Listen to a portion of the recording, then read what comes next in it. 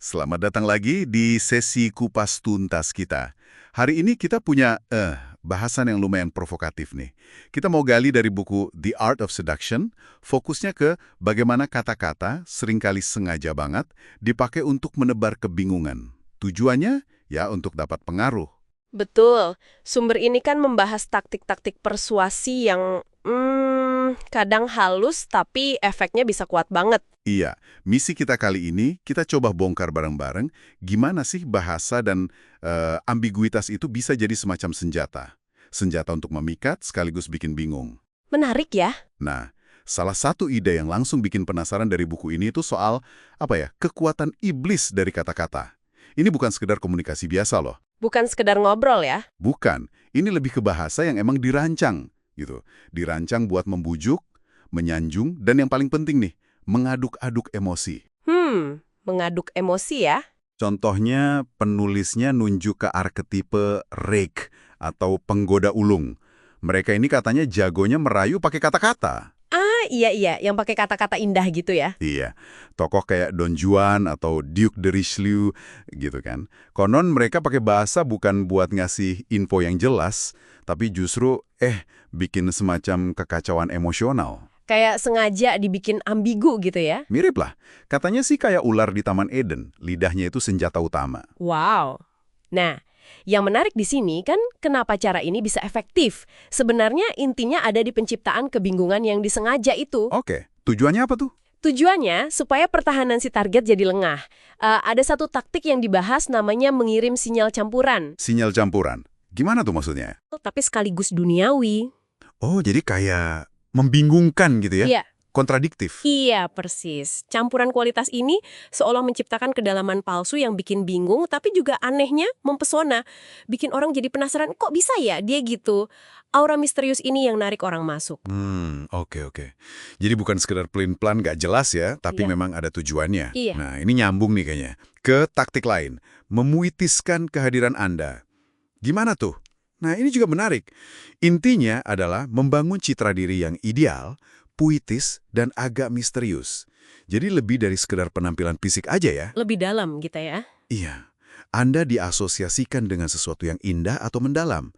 Tujuannya, pas si target mikirin Anda sendirian, mereka mulai ngelihat Anda lewat kacamata idealisasi ini. Kayak pakai filter gitulah. Contohnya ada nggak? Ada.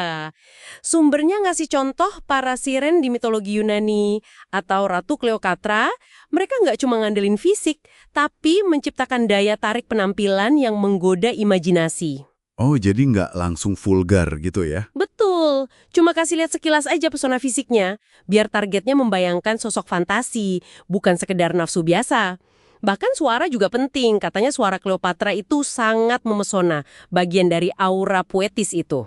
Oke, jadi membangun persona yang lebih besar dari kenyataannya. Terus gimana ini dipakai buat bikin orang makin bingung dan mudah dipengaruhi? Nah, itu nyambung ke strategi berikutnya, menciptakan ilusi sempurna. Ini mainnya di level lamunan dan keinginan tersembunyi target. Wah, makin dalam nih. Caranya? Anda ciptakan ilusi bahwa lewat Anda, mimpi mereka itu bisa jadi nyata. Batas antara fantasi sama realitas sengaja dikaburkan. Dikaburkan ya? Iya, penulisnya bahkan bilang tujuannya adalah memimpin target ke titik kebingungan di mana mereka nggak bisa lagi membedakan ilusi dan kenyataan. Nah, di titik inilah target jadi sama rentan sama pengaruh Anda. Jadi benar-benar kehilangan pegangan gitu ya? Betul, ini beda banget sama yang disebut anti-seducer atau anti-penggoda. Mereka ini gagal total justru karena nggak paham atau nggak mau mainin psikologi orang lain kayak gini. Mereka terlalu lurus, terlalu apa adanya, nggak bisa bikin misteri atau ilusi. Oke, jadi kalau kita rangkum nih ya, benang merahnya adalah penggunaan ambiguitas, terus sinyal yang campur aduk, bahasa yang penuh emosi, sama penciptaan ilusi. Iya. Semuanya dipakai untuk menabur kebingungan, bikin pertahanan psikologis orang turun, sampai akhirnya mereka lebih gampang diarahkan, karena seolah kehilangan pijakan pada realitas. Bener-bener pakai kata-kata untuk membingungkan ya. Tepat sekali. Jadi jelas banget ya kalau kata-kata itu bisa jadi alat yang sangat-sangat kuat. Bukan cuma buat nyampein arti, tapi juga buat ngebentuk persepsi, ngendalin emosi. Seringkali lewat cara yang sengaja dibuat membingungkan.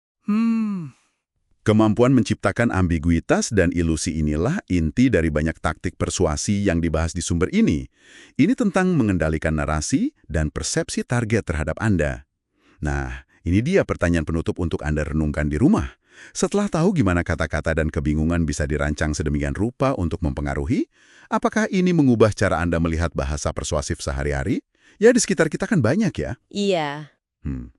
Mungkin dalam iklan, politik, atau bahkan interaksi personal biasa. Coba Anda perhatikan, ada nggak contoh taktik serupa yang Anda temui di sekitar Anda? Menarik untuk dipikirkan.